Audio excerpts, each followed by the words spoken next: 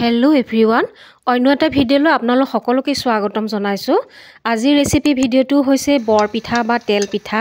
মই আজি কোমল চাউল বা চকুৱা চাউল বুলিও কয়। এই চাউলেৰে পিঠাটো বনালে বহুত কোমল হয় আৰু সোৱাদ লগাও হয় আৰু এই পিঠাটো লুচি বা পুৰিৰ দৰে ধুনীয়াকৈ ফুলি ফুলি উঠে।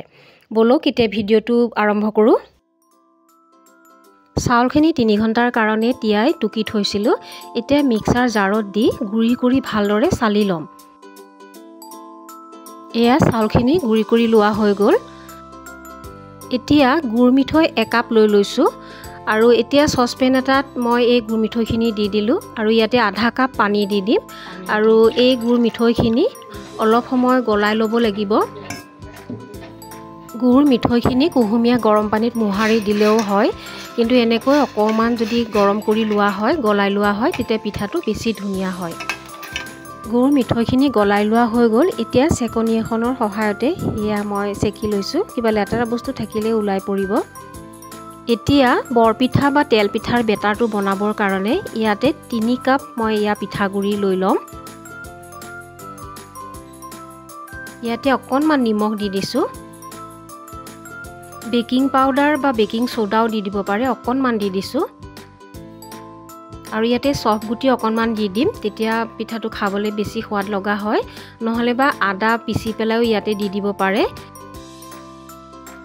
এতিয়া ভালদৰে এবাৰ মিলাই লৈছো আৰু এতিয়া মই ইয়া জুলীয়া গুৰখিনি অলপ অলপকৈ দি পেলাই বেটাৰটো বনাই লম।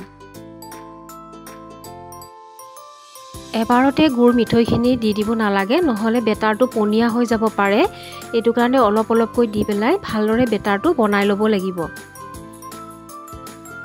এয়া চাওক, বেটাৰখিনিৰ কনসিস্টেন্সি এনেকুৱা হৈছে আৰু এতিয়া মই এই বেটাৰখিনি 5 ঘণ্টাৰ কাৰণে ঢাকি থৈ দিম আৰু গোটেই ৰাতিও থৈ দিব পাৰে বেটাৰখিনি।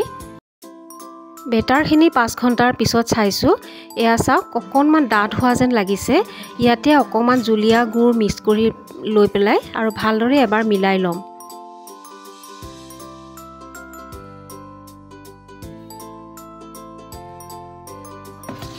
বেটাৰখিনি ভালদৰে মিলাই ল'ব লাগিব অলপ সময়ৰ কাৰণে আৰু ইয়া চাওক হৈ গ'ল।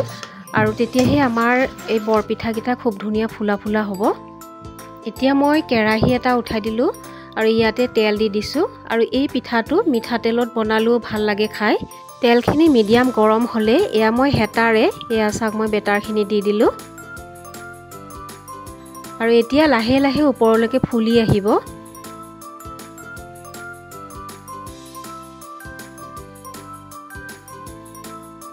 লুচিৰ দৰে এই বৰপিঠাটো ফুলি উঠিছে। এয়া চাওক, অকণমান তেল মই এনেকৈ ওপৰত দি দিছোঁ আৰু ইলুটি শিলুটি কৰি দিম। অকণমান গোল্ডেন ব্ৰাউন হোৱালৈকে মানে পিঠাটো ভাজি থাকিম। আৰু এই চাউলৰ পিঠাটো বনালে অকণমান ডাৰ্ক কালাৰ হয়, একেবাৰে লাইট হৈ নাথাকে আৰু কালাৰটো অকণমান বেছি হয়। অলপ সময় ভাজি লোৱাৰ পিছতে এয়া মোৰ ধুনীয়াকৈ পিঠা এটা হৈ গ'ল।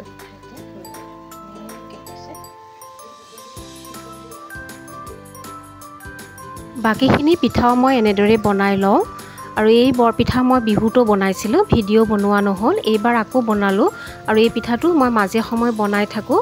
খাবলৈও ভাল লাগে আৰু ঠাণ্ডা হ'লেও এই পিঠাটো খুব ধুনীয়া কোমল হৈ থাকে।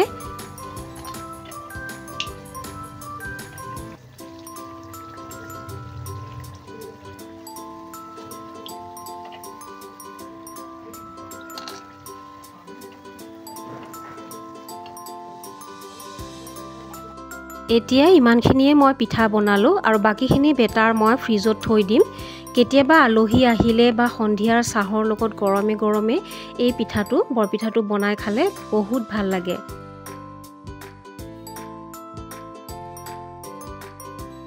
এটা মই ফালিও দেখাইছোঁ, বহুত কোমল হয় আৰু কালাৰটোও খুব ধুনীয়া হৈছে আৰু খাবলৈও বহুত সোৱাদ লগা হয়। আজিৰ এই ভিডিঅ'টো আপোনালোকৰ কেনেকুৱা লাগিলে? যদি ভাল পালে তেতিয়াহ'লে লাইক এটা কৰিব আৰু মোৰ চেনেলটো ছাবস্ক্ৰাইব কৰিব। আজিলৈ আহিছোঁ। Thank U.